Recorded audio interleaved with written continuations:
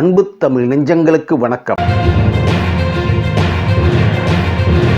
கடந்த ஆண்டின் மோசமான திரைப்படம் இந்தியன் 2. கடந்த ஆண்டில் அதிகம் வசூலித்த திரைப்படம் கோட் திரைப்படம் தான் என தயாரிப்பாளர்கள் தெரிவித்துள்ளனர். ரவுண்ட் டேபிள் நேர்காணல் ஒன்றில் தயாரிப்பாளர்கள், விநியோகஸ்தர்கள் பங்கேற்றுள்ளனர். அதில் அப்போது கடந்த ஆண்டு விமர்சன ரீதியாகவும் வசூல் ரீதியாகவும் மோசமான திரைப்படமாக இந்தியன் 2 திரைப்படத்தை குறிப்பிட்டுள்ளனர். மேலும் சோசியல் மீடியாவின் ரிவ்யூ படத்தின் வசூலை பாதித்ததாகவும் அவர்கள் தெரிவித்துள்ளனர்.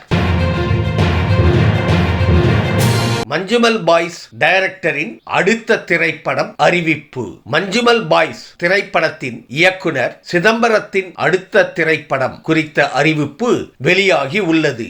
இந்த படத்தின் கதையை ஆவேசம் திரைப்படத்தின் இயக்குனர் ஜீத்து மாதவன் எழுத சிதம்பரம் இயக்க மட்டுமே உள்ளார். இத்திரைப்படமும் மலையாளத்தில் உருவாக்கப்பட்டு இதர மொழிகளில் டப்பிங் செய்யப்பட உள்ளது.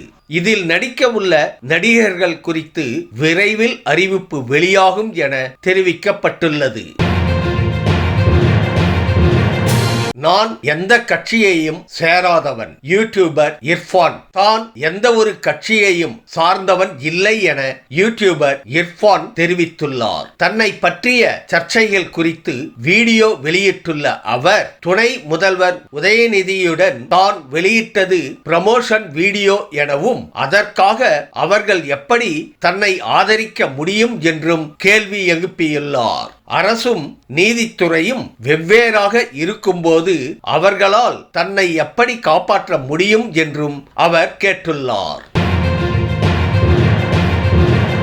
விடாமுயற்சி வந்திருந்தால் வணங்கான் வந்திருக்காது. விடாமுயற்சி திரைப்படம் பொங்கலுக்கு வந்திருந்தால் வணங்கான் திரைப்படம் தள்ளி போயிருக்கும் என தயாரிப்பாளர் சுரேஷ் காமாட்சி தெரிவித்துள்ளார். நேர்காணல் ஒன்றில் பேசிய அவர், விடாமுயற்சி பொங்கலுக்கு வராது என்பதை முன்கூட்டியே உணர்ந்திருந்ததால் சென்சார் வேலைகளை முடித்து வைத்திருந்ததாக தெரிவித்தார். இந்த படத்தின் முதல் பாதி ஜாலியாகவும் இரண்டாவது பாதி ரொம்பவே எமோஷனலாக பாலா டச்சில் இருக்கும் என்றும் கூறினார்.